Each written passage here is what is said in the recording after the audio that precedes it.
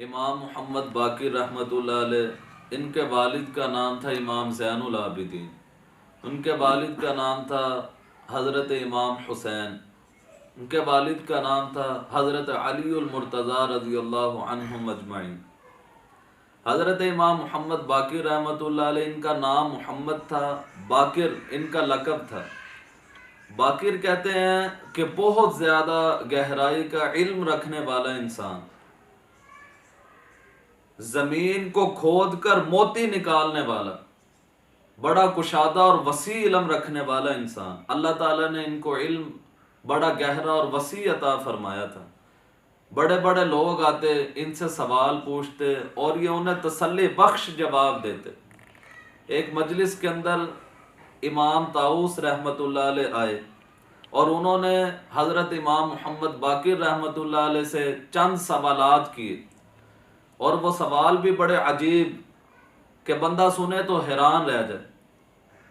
پہلا سوال کیا کہ بتاؤ بھائی کہ کائنات کے اندر سب سے پہلا جھوٹ کون سا بولا گیا؟ حضرت امام محمد باقر رحمۃ اللہ علیہ نے فرمایا کہ سب سے پہلا جھوٹ وہ شیطان نے بولا۔ اللہ تعالیٰ نے فرمایا آدم علیہ السلام کو سجدہ کرو، وہ کہنے لگا انا خیر منہ، میں آدم سے بہتر ہوں۔ حالانکہ اللہ عز و جل فرماتے ہیں کہ میں نے کائنات میں سب سے زیادہ اشرف اجمل اکمل انسان کو بنایا، اور یہ کہتا ہے میں آدم سے بہتر ہوں، گویا کہ اس نے جھوٹ بولا۔ یہ سب سے پہلا جھوٹ تھا جو شیطان نے بولا، اور آدم علیہ السلام کے مقابلے میں آیا، اللہ کی ذات کے مقابلے میں آیا۔ تو امام طاؤس کہنے لگے آپ نے بالکل ٹھیک جواب دیا۔ پھر انہوں نے پوچھا کہ بتاؤ آدم کو آدم کیوں کہتے ہیں؟ یہ بڑا مشکل بظاہر سوال لگتا ہے کہ جب یہ کیوں والا معاملہ آ جاتا ہے نا، مثال کے طور پہ میں آپ سے پوچھتا ہوں کہ ظہر کی کتنی رکعتیں ہیں؟ آپ کہتے ہیں جی 12 رکعتیں ہیں۔ تو پھر میں پوچھوں کہ 12 رکعتیں کیوں ہیں؟ یہ جو کیوں والا ہے اس کا جواب دینا مشکل ہوتا ہے۔ تو امام طاؤس کہنے لگے بتاؤ آدم کو آدم کیوں کہتے ہیں؟ حضرت امام محمد باقر رحمۃ اللہ علیہ نے فرمایا آدم عدیم سے مشتق ہے۔ عدیم کہتے ہیں کہ جب بکری کو ذبح کیا جائے، اس کی کھال اتاری جائے، کھال کے اندر کا جو حصہ ہوتا ہے اس کو عدیم کہتے ہیں۔ آدم علیہ السلام کی مٹی کو لانے کے لیے اللہ عز و جل نے جب فرشتے کو حکم دیا تو وہ فرشتہ زمین کے اندر سے آدم علیہ السلام کا مجسمہ بنانے کے لیے مٹی لایا تھا، اور پھر اس سے آدم علیہ السلام کا جسم تیار کیا گیا تھا۔ چونکہ عدیم کھال کے اندر کے حصے کو کہتے ہیں، اور آدم علیہ السلام کی مٹی بھی زمین کے اندر سے لائی گئی تھی، اس لیے آدم کو آدم کہا جاتا ہے۔ اس نے کہا جی صحیح جواب ہے۔ پھر سوال پوچھا، کہنے لگے بتاؤ حوا کو حوا کیوں کہتے ہیں؟ اما حوا آدم علیہ السلام کی زوجہ، ہماری ماں۔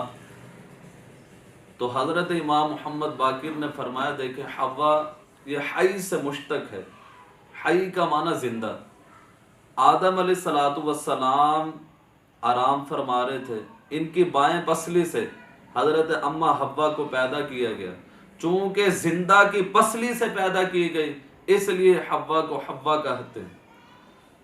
اور ایک بات یہاں ذہن نشین کریں کہ جب ہم اما حوا کا نام لیتے ہیں نا تو یہ سوچتے ہیں کوئی بوڑھی عورت ہوگی، کمر جھکی ہوگی اور بڑھاپا چھایا ہوگا، حالانکہ ایسی بات نہیں ہے۔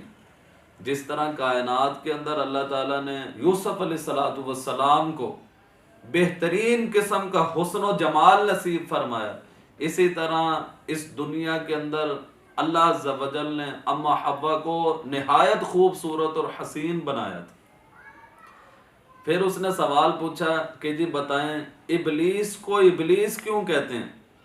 حضرت امام محمد باقر نے فرمایا کہ ابلیس کا معنی ہوتا ہے مایوس ہونے والا، چونکہ یہ اللہ کی بارگاہ سے نکالا گیا تھا اور اس نے سوچا کہ اب تو میرے لیے دوزخ کا فیصلہ ہی ہے، اب تو میرے لیے جہنم کا عذاب ہی ہے، اب تو میری بخشش نہیں ہونی۔ چونکہ یہ اللہ کی رحمت سے مایوس ہو گیا تھا اس لیے ابلیس کو ابلیس کہتے ہیں۔ پھر اس نے سوال پوچھا، کہنے لگا جی بتاؤ جن کو جن کیوں کہتے ہیں؟ حضرت امام محمد باقر نے فرمایا جن کا معنی ہوتا ہے چھپا ہوا، جو نظر نہ آئے، آنکھوں سے اوجھل۔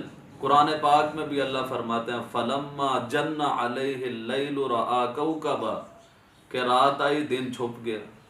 تو یہاں بھی جن کا معنی چھپنے کا مراد لیا گیا ہے، اس لیے جن بھی کہتے ہیں اس کو جو نظر نہ آئے، جن کو بھی جن اس لیے کہتے ہیں کیونکہ وہ نظر نہیں آتا۔ پھر اس نے سوال پوچھا کہ جی بتائیں وہ کون سے لوگ ہیں کہ تھے جھوٹے لیکن انہوں نے گواہی سچی دی تھی، گواہی سچی دی لیکن حقیقت میں وہ جھوٹے انسان تھے؟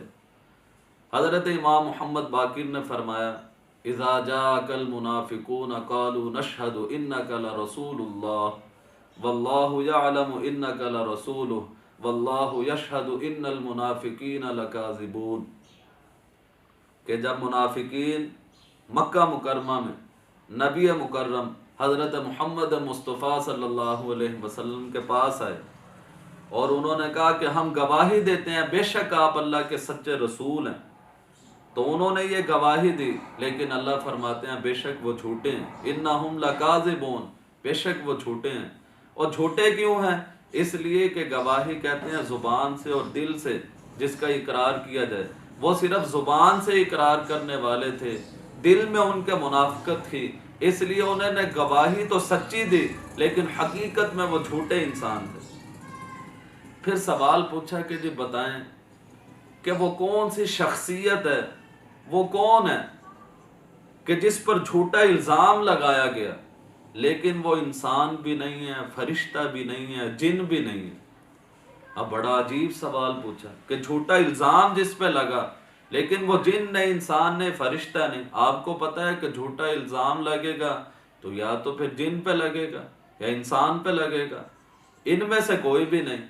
تو امام محمد باقر رحمۃ اللہ علیہ نے فرمایا اس کا جواب بھی قرآن کریم کے اندر موجود ہے۔ قرآن کریم میں اللہ تعالیٰ ارشاد فرماتے ہیں یوسف علیہ السلام کے قصے کے متعلق کہ جب بھائیوں نے یوسف علیہ السلام کو قتل کرنے کا ارادہ کیا اور پھر ان کی قمیض کے اوپر جھوٹا موٹا خون لگا کر اپنے ابا جی کے پاس آئے اور آ کر کہنے لگے ابا جی یوسف کو تو بھیڑیا کھا گیا، حالانکہ یوسف علیہ السلام کو بھیڑیے نے کھایا نہیں تھا، یہ بھیڑیے کے اوپر جھوٹا الزام لگایا گیا، فَأَكَلَهُ الذِّئْبُ، یہ بھیڑیے پہ جھوٹا الزام لگا، اور بھیڑیا نہ انسان ہے نہ جن ہے نہ فرشتہ ہے۔ حضرت نے فرمایا کہ تمہارے سوال کا تمہیں جواب مل گیا۔ وہ کہنے لگا اچھا جی یہ تو آپ نے جواب دیا، میرا ایک اور سوال ہے آپ اس کا بھی جواب دیں۔ حضرت نے فرمایا پوچھو۔ وہ کہنے لگا کہ کون سا ایسا رسول ہے کہ جو اللہ کا پیغام لے کر زمین پر آیا لیکن وہ جن انسان فرشتہ نہیں، پیغام لے کر آیا، پیغام تو رسول لاتا ہے، انسان لاتا ہے، فرشتہ لاتا ہے یا جن لاتا ہے۔ وہ کہنے لگا ان تینوں میں سے کوئی بھی نہیں لیکن وہ پیغام لے کر آیا۔